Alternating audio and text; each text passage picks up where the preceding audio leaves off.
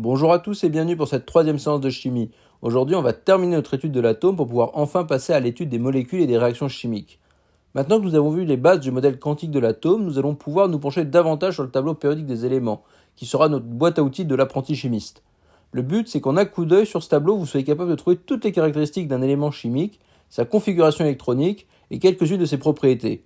Vous allez voir, c'est un outil formidable et l'une des plus grandes découvertes scientifiques du 19e siècle que l'on doit au chimiste russe Dmitri Ivanovitch Mendeleïev. Cette classification répertorie les 118 éléments à ce jour connus, dont 94 ont été observés sur Terre à l'état naturel, les 24 autres ayant été synthétisés artificiellement par réaction nucléaire. Ils sont rangés par nombre atomique Z croissant, désignant leur nombre de protons, et d'électrons, vu qu'on a dit que l'atome était électriquement neutre avec autant de protons que d'électrons, en sachant que la plupart des éléments possèdent des isotopes. Les éléments sont classés par ligne et par colonne. Dans la mesure où les propriétés physico-chimiques des éléments vont dépendre de leur configuration électronique, c'est sur elles que repose la classification périodique des éléments. Et vous allez voir, maintenant qu'on a compris comment ça marchait, ce tableau va être beaucoup plus clair et on va pouvoir l'utiliser complètement. Ainsi, chaque ligne du tableau, ou période, correspond à une couche électronique, identifiée par son nombre quantique principal n. Il y a 7 couches électroniques connues à l'état fondamental, donc 7 périodes dans le tableau périodique. Chaque période est elle-même divisée en 1 à 4 blocs qui correspondent en fait aux sous-couches identifiées par le nombre quantique secondaire L. On retrouve donc des blocs S, P, D et F, correspondant respectivement à chaque type de sous-couche au sein de chaque couche. Et rappelez-vous, les valeurs du nombre magnétique donnent le nombre d'orbitales par sous-couche. 1 pour les S, 3 pour les P, 5 pour les D et 7 pour les F. Et le principe de Pauli nous disait que chaque orbitale peut contenir au plus 2 électrons de spin opposés. On multiplie donc par 2 le nombre d'orbitales par sous-couche et on voit directement que chaque couche du bloc S peut recevoir 2 électrons, 6 pour le bloc P, 10 pour le bloc D et 14 pour le F. En partant de l'hydrogène, qui est l'atome le plus simple car il ne comporte qu'un proton et un électron, on rajoute des électrons un par un en même temps que les protons en augmentant Z de 1 en 1 à chaque case et on obtient les éléments chimiques de chaque bloc. Et on comprend donc que la colonne du droite du tableau périodique correspond aux éléments dont la couche de valence, c'est-à-dire la couche la plus superficielle, d'énergie la plus haute, et donc celle qui entre en jeu dans les réactions chimiques, est pleine. Pour l'élément suivant, on doit commencer à remplir une nouvelle couche. Ces éléments de la même colonne forment la famille des gaz rares ou des gaz nobles qu'on a déjà vus, et qui sont des gaz monoatomiques, incolores et inodores, quasiment dépourvus de réactivité chimique. Ce qui, soit dit en passant, n'est pas du tout étonnant, parce que, ayant atteint la saturation de leur couche de valence, ils ne cherchent ni à gagner ni à perdre d'électrons. En gros, ils ont atteint l'octet. Les propriétés des éléments varient généralement beaucoup le long d'une période, car comme vous l'avez compris, on incrémente de proche en proche le nombre d'électrons dans la couche de valence en changeant ainsi la réactivité chimique de l'élément. On peut néanmoins trouver certaines similarités localement, comme par exemple pour le groupe D qui constitue une famille complète d'éléments nommés les métaux de transition. En revanche, c'est au sein de chaque colonne que l'on retrouve de très très grandes similarités des propriétés chimiques. C'est logique, parce que même si le nombre total d'électrons augmente, c'est la couche de valence qui donne les propriétés chimiques de l'élément. Et donc un élément de la deuxième ligne, qui a donc pour couche de valence n égale 2, possédera des propriétés chimiques très proches de l'élément situé juste en dessous de lui, dans la troisième ligne par exemple. Car bien que sa couche de valence soit la couche n égale 3, s'ils sont tous les deux dans la première colonne, ils auront tous les deux un électron de valence. 2 s'ils sont dans la deuxième colonne, 3 s'ils sont dans la troisième colonne, et ainsi de suite. Et c'est d'ailleurs en comparant les propriétés des éléments chimiques et en remarquant une certaine périodicité que Mendeleïev a pu établir son tableau, car dites-vous que celui-ci n'avait pas la moindre idée de l'existence des électrons. Et malgré tout, il a pu classer les éléments sur un tableau et remarquer que les propriétés d'un élément étaient en lien avec sa masse. Et c'est logique avec notre vision moderne, car il y a autant d'électrons que de protons, et le nombre de protons permet, à un isotope près, d'estimer A, et donc le nombre de masses. Mais à son époque, c'était prodigieux. Donnez-moi la masse d'un atome et je vous donnerai ses propriétés chimiques, et inversement. Et si dans le tableau, il y a une case vide entre deux éléments, c'est que cet élément existe quelque part dans l'univers, mais qu'on ne le connaît pas encore. Et effectivement, notre tableau périodique est aujourd'hui complet, sans le moindre trou. C'est absolument prodigieux. Bon allez, maintenant que vous avez compris le fonctionnement, on va faire un exercice. En un coup d'œil, vous allez me donner la configuration électronique de l'oxygène. Le gaz rare précédent, c'est l'hélium, et on est à la deuxième ligne, donc la couche de valence, c'est la couche n égale 2, qui, comme on l'a vu dans le cours précédent, possède deux sous-couches, une sous-couche de type S, la 2S, qui peut comporter 2 électrons, et la sous-couche de type P, la 2P, qui peut comporter 6 électrons. Donc on est à la sixième colonne, donc il y a 6 électrons de valence, donc on commence le remplissage, on met 2 électrons dans la 2S, 1, 2, et on rajoute les 4 autres dans la 2P, 1, 2, 3, 4. On obtient donc hélium, 2S2, 2P4. Allez, on recommence pour le brome. Le gaz rare d'avant, c'est l'argon, la couche de valence, c'est la quatrième, et on voit que c'est la 17e colonne. Attention, on a vu dans la dernière séance que la couche 3D, que l'on remplit après la 4S, chute en énergie une fois qu'elle est pleine, donc elle n'est pas considérée comme une couche de valence, mais il faut bien la remplir après la 4S et avant la 4P. On remplit donc 2 électrons dans la 4S, 10 dans la 3D, 5 dans la 4P. Et on obtient donc argon, 4S2, 3D10, 4P5, avec 7 électrons de valence en plus de la 3D qui est pleine. Dernier exemple, la configuration du titane Z égale 22. Alors le gaz rare précédent, c'est l'argon.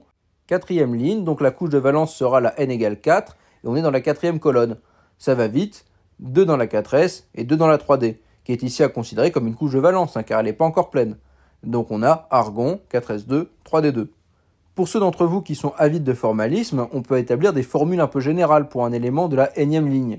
On commence en mettant le gaz rare précédent, puis pour la colonne 1, c'est NS1. Donc par exemple, si c'est un élément de la troisième colonne, ça va être 3S1. Pour la deuxième, c'est NS2. On finit le groupe S.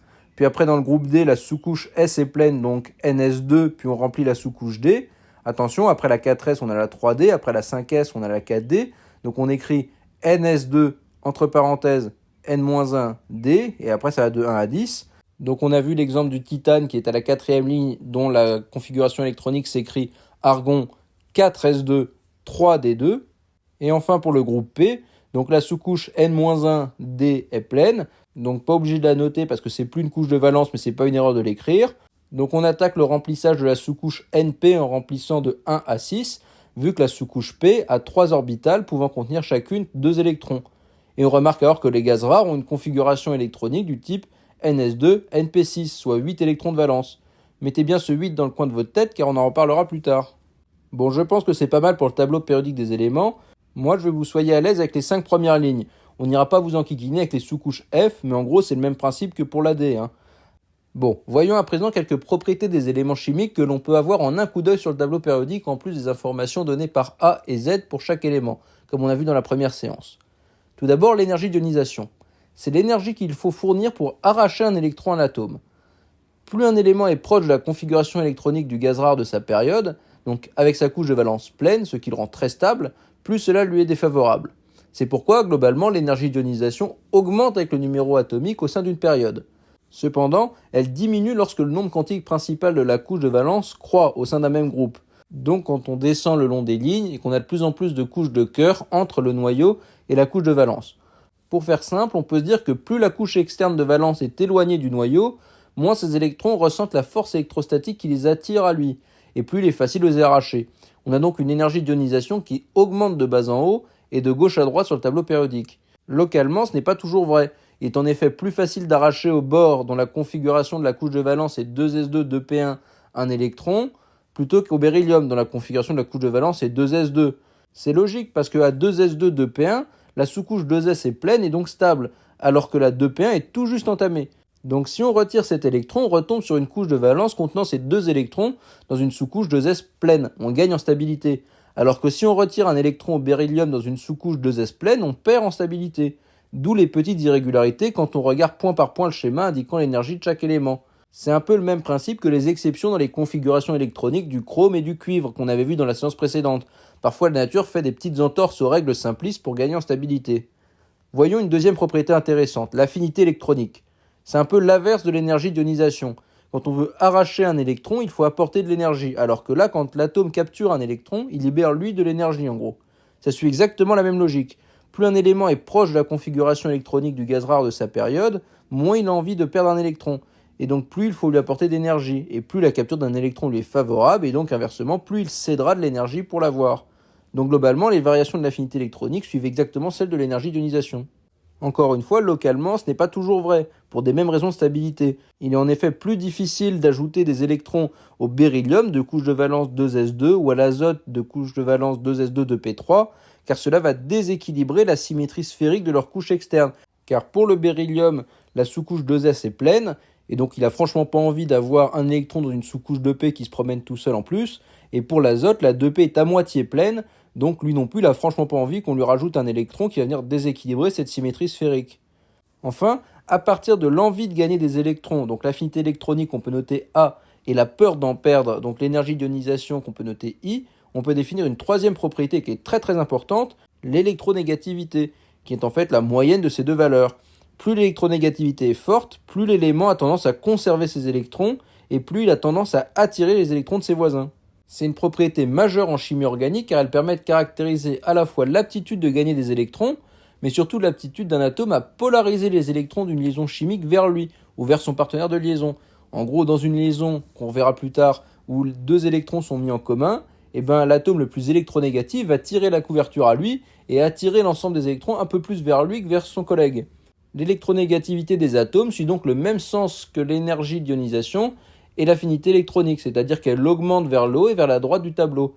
Cette classification de l'électronégativité va porter le nom du physicien Linus Pauling, c'est l'échelle de Pauling. Dernière petite propriété intéressante qui découle directement de l'électronégativité, le rayon covalent.